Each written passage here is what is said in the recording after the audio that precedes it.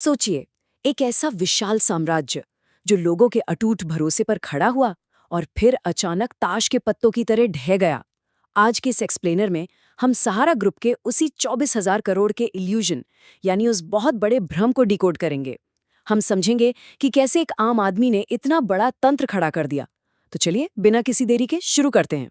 अब सबसे बड़ा और हैरान कर देने वाला सवाल ये है, 1948 में गोरखपुर की सड़कों पर एक मामूली से लेम्ब्रेटा स्कूटर पर नमकीन बेचने वाला एक आम इंसान अचानक से एक अरबपति कैसे बन गया? मतलब इतना पैसा कि वो सीधे इंडियन क्रिकेट टीम का स्पॉन्सर ही बन गया।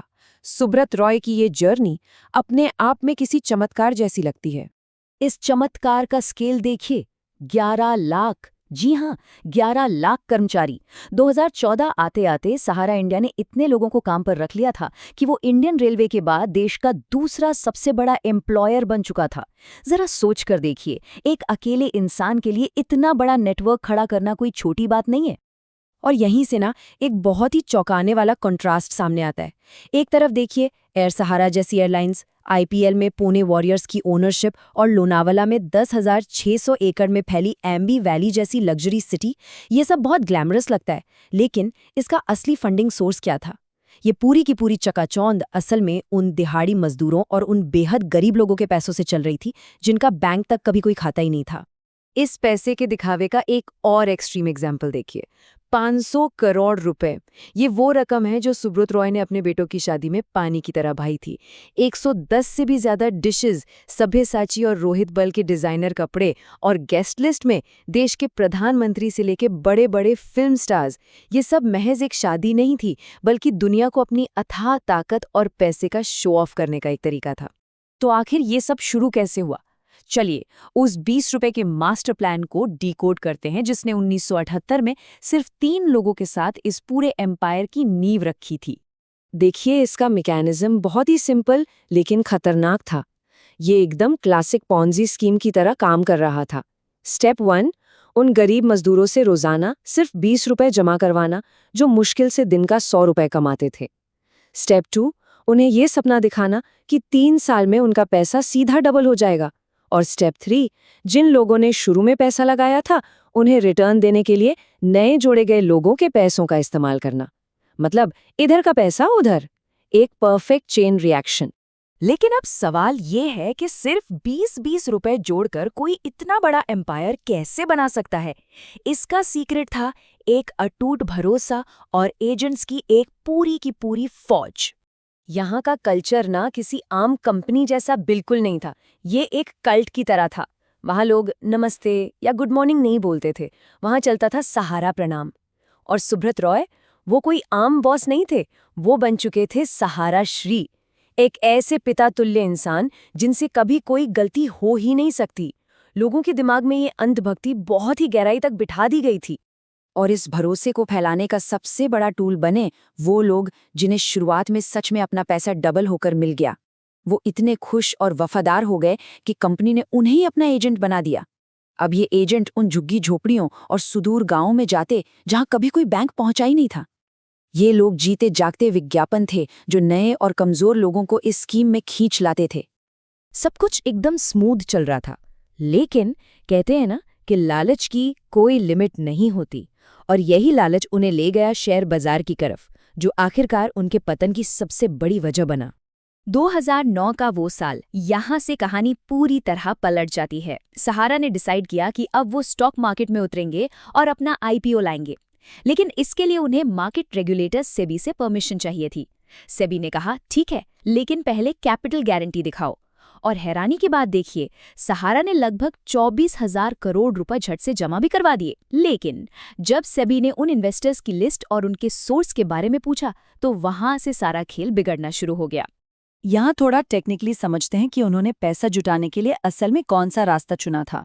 उन्होंने यूज किया ऑप्शनली फुल्ली कन्वर्टेबल डिबेंचर यानी OFCD। आसान भाषा में समझें तो ये एक ऐसा तरीका है जिससे आप पब्लिक से पैसा तो उठा लेते हैं और उन्हें इंटरेस्ट देने का वादा भी करते हैं। लेकिन सहारा ने इसका इस्तेमाल सिर्फ इसलिए किया ताकि वो एक नॉर्मल आईपीओ की कड़ी चेकिंग से बच सके और पब्लिक का पैसा उनके ही कंट्रोल में रहे। जब सेबी ने इन्वेस्टर्स की डिटेल्स पर जोर दिया तो उसके बाद जो हुआ वो किसी बॉलीवुड थ्रिलर से कम नहीं था। चलिए देखते हैं कि आखिर उस दिन अफरा तफरी का कैसा माहौल बना था। 127 ये कोई रैंडम नंबर नहीं है। सहारा ने इन्वेस्टर्स का डेटा देने के लिए पूरे 127 ट्रक भर भर के डॉक्यूमेंट्स मुंबई में सेबी के हेडक्वार्टर भेज दिए। मतलब लिटरली डॉक्यूमेंट्स के ट्रक। इसका नतीजा ये हुआ कि पूरे मुंबई शहर में एक भयंकर ट्रैफिक जैम लग गया। ये सिर्फ डेटा देना नहीं था, बल्कि सेबी को अपनी ताकत, अपना रुतबा और अपना आकार दिखाने का एक बहुत ही अजीब तरीका था। लेकिन जब सेबी के अधिकारियों ने उन ट्रकों में भरे कागजों की असलियत जांची तो सबके होश उड़ गए। सहारा का दावा था कि उनके पास 2.5 करोड़ इन्वेस्टर्स हैं, लेकिन फाइलों के अंदर हजारों नाम डुप्लीकेट थे, पते बिल्कुल फर्जी थे। मतलब कई एड्रेस तो ऐसे थे जहां कोई घर ही नहीं था और एक ही नाम के 100 अलग अलग लोग दिखा दिए गए थे। सब कुछ हवा हवाई। इन अनवेरिफाइड पतों को देखकर उस समय के सोर्सेज में कई बड़े दावे किए गए। ये आरोप लगे कि शायद कई राजनीतिक दलों और बिजनेसमैन्स ने इस पूरी अपारदर्शी स्कीम का इस्तेमाल अपने काले धन को वाइट करने यानी टैक्स फ्री फंड में बदलने के लिए किया था। अब यहाँ ये साफ करना जरूरी है कि हम किसी भी पक्ष या दावे का सीधा समर्थन नहीं कर रहे हैं, बल्कि सिर्फ उन रिपोर्ट्स को न्यूट्रल तरीके से सामने रख रहे हैं। बहरहाल इस पूरे फर्जीवाड़े को देखते हुए सेबी ने तुरंत एक कड़ा आदेश दिया, इन्वेस्टर्स का सारा पैसा उन्हें पाई पाई लौटाया जाए। और बस यहीं से शुरू हुआ इस विशाल एम्पायर का कोलैप्स। एक ऐसा दुखद अंत जहां वो पैसा कभी अपनी सही जगह पहुंचा ही नहीं। इस पूरे फ्रॉड का सबसे बड़ा सबूत जरा इन दो नंबर्स के बीच का फर्क देखिए। एक तरफ सहारा ने ट्रकों में 2.5 करोड़ इन्वेस्टर्स का डेटा भेजा था, लेकिन जब सेबी ने रिफंड के लिए क्लेम मांगे तो आपको पता है कितने वैलिड एप्लीकेशन आए? सिर्फ 1964। जी हां, केवल 1964। ये भारी गैप चीख चीख कर बता रहा था कि जो डेटा ट्रकों में भरकर भेजा गया था वो पूरी तरह से मनगढ़ंत और झूठा था। तो फिर स्वाभाविक रूप से सवाल ये उठता है कि अगर असली निवेशक वहां थे ही नहीं, तो आज भी सड़कों पर इतने सारे लोग परेशान क्यों घूम रहे हैं? दरअसल असली कहानी कुछ और ही थी। लगभग 13 करोड़ असली और बेहद कमजोर इन्वेस्टर्स का पैसा सहारा की अलग अलग कोऑपरेटिव सोसाइटीज में फंसा हुआ था, और ये बेचारे लोग सेबी के पास रखे उस रिफंड अमाउंट तक पहुंच ही नहीं सकते थे, क्योंकि उनका नाम तो कभी सेबी को भेजा ही नहीं गया था। तो आखिर में इसका नतीजा क्या निकला? 138 करोड़ रुपए। 24,000 करोड़ के उस पहाड़ जैसे फंड में से 2022 तक सिर्फ 138 करोड़ रुपए ही उन लोगों तक वापस पहुंच पाए हैं। इसका सीधा सा मतलब ये है कि वो अनगिनत एजेंट्स जिन्होंने अपने ही दोस्तों और रिश्तेदारों का पैसा लगवाया था, और वो भोले भाले दिहाड़ी मजदूर, वो सब आज पूरी तरह से आर्थिक बर्बादी की कगार पर खड़े हैं। तो इस पूरे एक्सप्लेनर के आखिर में एक बहुत ही गहरा सवाल पीछे छूट जाता है। जब हमारी फाइनेंशियल अज्ञानता किसी के बेकाबू लालच से टकराती है, तो उसकी असली कीमत किसे चुकानी पड़ती है?